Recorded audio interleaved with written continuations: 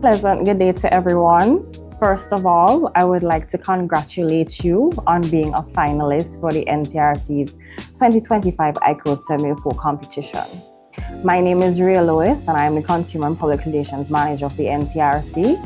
And it is customary for us to give our presenters for the finals some tips on how they can improve on their presentations for the judges.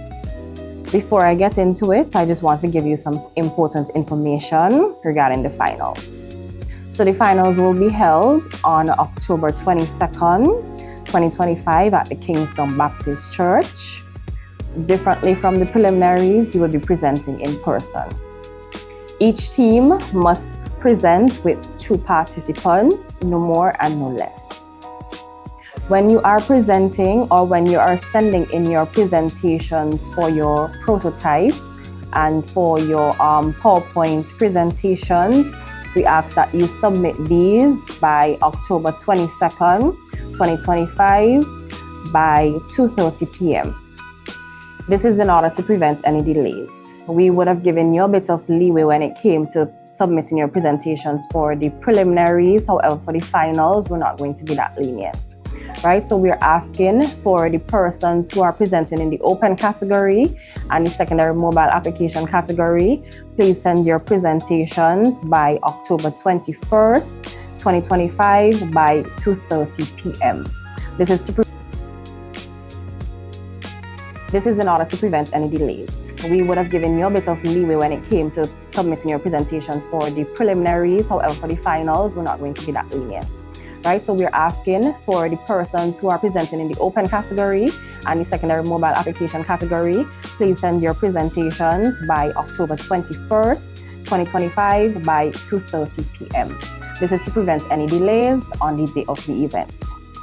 If you are not able to submit, or if you do not submit by this deadline, then you would have to make provisions to work with your presentation and your prototype on a flash drive on the day of the event, and there is no guarantee that we will accept it at that point. Right, so please try to get your presentations in on Tuesday by 2:30 p.m.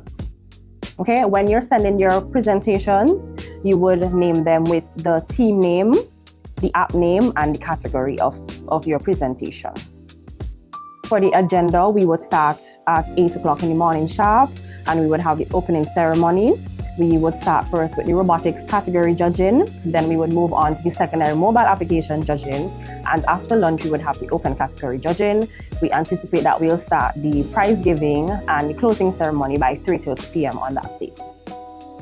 Lunch would be provided for all participants, so mainly for the open category participants. If you are working and you have to request time off, you make sure that you get there by 12 o'clock so that you can get lunch. We would have Facebook voting for all of the categories. So after each category has presented, we would have Facebook voting open for 15 minutes. So make sure you tell your friends, your family, anybody, your well-wishers, let them know that they can vote for you, and that would contribute towards your final score in the end.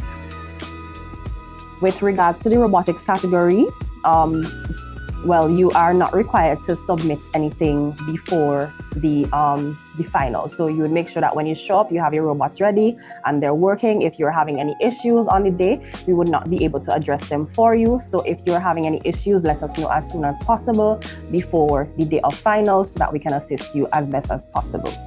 So with the robotics category, the rules are as follows. Participants are tasked to design, build, and program a robot to clean up after a natural disaster by collecting and sorting trash, which is red objects, and recyclables, which is blue objects, into designated areas. The field will be set up with scattered objects and obstacles, simulating a post-disaster environment. Robots will be remote controlled by the participants during the gameplay. This can be done using a phone, a tablet, or a laptop as the controller. The participants would be allotted 8 minutes to complete the challenge. 2 special objects will be placed after 4 minutes have passed, and each special object is worth 12 points. Each regular object is worth 3 points. Object collection carries a total of 60 points. Your robot design and control is 25 points, and your coding and your sensors is 15 points. So your robots need to be able to sense colors, mainly red, blue, green, yellow, right? With regards to the secondary mobile application category and the open category, each team has 7 minutes to present. A buzzer signals the beginning of the presentation. When the 7 minutes are up, 2 buzzers will be sounded. Teams are to stop their presentations after the 7 minutes have elapsed. After the presentation, there would be a 5-minute round of questioning from the judges. A buzz would signal the beginning of this round of questioning, and after 5 minutes have passed, another buzz would let the judges know that they are to stop asking you questions. However, if you are still answering a question, you would be allowed to finish your answer. Do not stall when the judges are asking you questions, because if they're not clear on what your response is to the question that they asked, that can affect the score that they give to you. The criteria for these categories are creativity, 30 points, user experience, 30 points, solution development and technology, 35 points, and the Facebook voting is worth 5 points. Once again, Facebook voting would only be open for 15 minutes after each category has been presented. You would be alerted as to when it starts and when it stops, so you can have your votes put in, right? Make sure that you look back at the live stream for the preliminary and take note of the judges' feedback. Take note of what they were not clear on, what they asked you to improve on, so that you know where you need to ramp up your presentations for finals. Remember, this is going to be done in person, so make sure you can answer the questions about your apps. Make sure that you can tell them exactly what they need to know about your app. Therefore, you need to practice your presentation before the finals. You also need to make sure that you have somebody proofread your PowerPoint presentation before you submit it to us as well. The prize event would be done on the same day, so please notify us if any of your members are not present at the time of the prize giving. We would now have Miss Alicia Kirby from the Toastmasters organization to give you tips on how to do your presentations for the finals. Following this, we would have judges Miss Jamelia Crick and L'Oreal Robertson, who would also give you some feedback on tips on how you can improve on your presentation for the finals. Participants, good day. My name is Alicia Kirby, and I am a Toastmaster for the past 17 years. I am elated to be speaking to you about how you do your presentation when you are talking about your projects. Now, I must applaud you for having reached thus far in the competition. It means that you worked hard and you are now ready to sell what you would have done. And I'm sure that you are passionate about what you have done. Now, when you are presenting yourself or when you're selling an idea, what you do, first, you must be confident. I am sure that you're happy and you would have worked tirelessly with your projects and you're ready now to present it. Please be confident, have all your ideas. As a Toastmaster, you must be ready for impromptu speaking at any point. My advice to you is that you will use a strategy that I'm going to tell you about now. It's PAIR. It's P-E-E-R. It means that you will have a point, and this point would have been your project that you would have been working on. So you have your point, and that's your P. The E in PAIR, you will explain that point. The other E is that you will give an example. And the R, you will relate. So your point, you explain, there's an example, and then you relate how best that your point, what you have explained on your example would relate to the world. The other part of it is that when you're doing an impromptu, you must remember a few things. How, where, things that you would have seen. You use your senses and you apply them. The room, the air, the simple things. And you put all that and you sum that up and you will get an excellent presentation. Be sure to arrive early. Do your setting up. Arriving late doesn't help at all. You rush, you're uncomfortable, you miss quite a lot of things you would have studied or prepared. So please remember to arrive early at the venue, be comfortable, have your teammates ready, and you have one summation. Another point that I want to raise is that you have other competitors. It is good to interact, but please be focused. Remember, you're here to do your presentation. There are things that you may be distracted by, but let's hope that you can recover within a short space of time. For the actual presentation, you make sure that you stand or sit upright where you're comfortable. Project your voice. You do not want the judges or whomever, the audience, to be listening and you're not heard properly.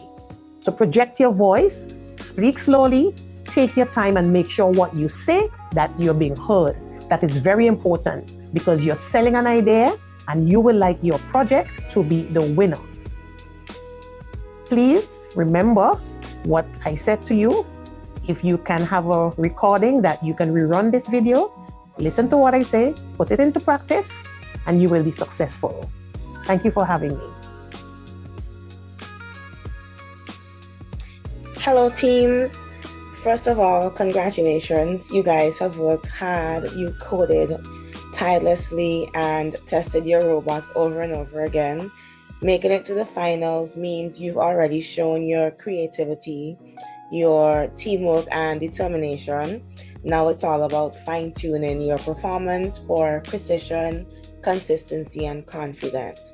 So I have a few technical advice for you guys. Perfect your grip mechanism. So make sure that your claw or your gripper has consistent tension, not too tight and not too loose. Test different block weights or textures if possible. Slight differences can affect the grip strength. Calibrate your pickup timing. So the sensors that you're using, ensure that it doesn't rush the grab. Maybe if you add a brief delay before lifting to confirm that the block is secure before moving, that might help. Focus on controlled movement. So while speed is good and speed may look impressive, stability would win the points. So a robot that can lift and move the blocks smoothly shows better engineering. Slowing down slightly during pickup and placements. Use faster movements only during transit between points, right? Test your robots. Master turning and alignment. So when you're approaching your block, your robot should face it head on. Practice your turns, your 90 degrees, your 180 degrees. Ensure reliability of placement. So ensure that the way your robot places the block is just the way how your robot places the block is just as important as picking it up. Demonstrate confidence and teamwork. So speak clearly, introduce each team member, the roles, and you could tell us how you supported each other. And just prepare yourself to answer any questions from the judges. That's all I have for you guys today. Good luck. You've got this. Okay, good morning, everybody. Congratulations to those of you who made it to the finals of the open category. As I will be judging that category, I just have some tips and some things that I hope to see in the final. I was very impressed by everyone's presentations. I would hope that in the finals you come with a very clear outlined presentation, not too much theatrics. I'm not exactly a big fan of that. Some judges might say differently, but for me, I'd like to know what your app is all about. I'd like to see a good, clear working app. It is better to have certain functions working than to try to do everything, every single function and all of them, and you have like a half working app. I'd just rather see, if you're doing 5 functions, I'd rather see 2 of them working well than 5 half-done things because you're trying to do everything at once. I'll also like the presentations to not be too long. practice beforehand as you will be presenting together. You don't want to feel like you're talking over each other or you're rambling over each other. So I suggest that when you're getting your presentation together, practice so that you won't have to read off of anything. And it allows you to connect more with your audience. If you're just reading from a script or you're reading from the PowerPoint that you present, it kind of takes away from your audience who are trying to get a better understanding of what your presentation is. Have a lot of confidence. I can tell you all have been working very, very hard on your apps, you worked really hard on your presentations. So you should be very confident in the work that you're presenting. And yeah, that's what I can think of right now. So best of luck, congratulations, and I look forward to seeing you all on the 22nd.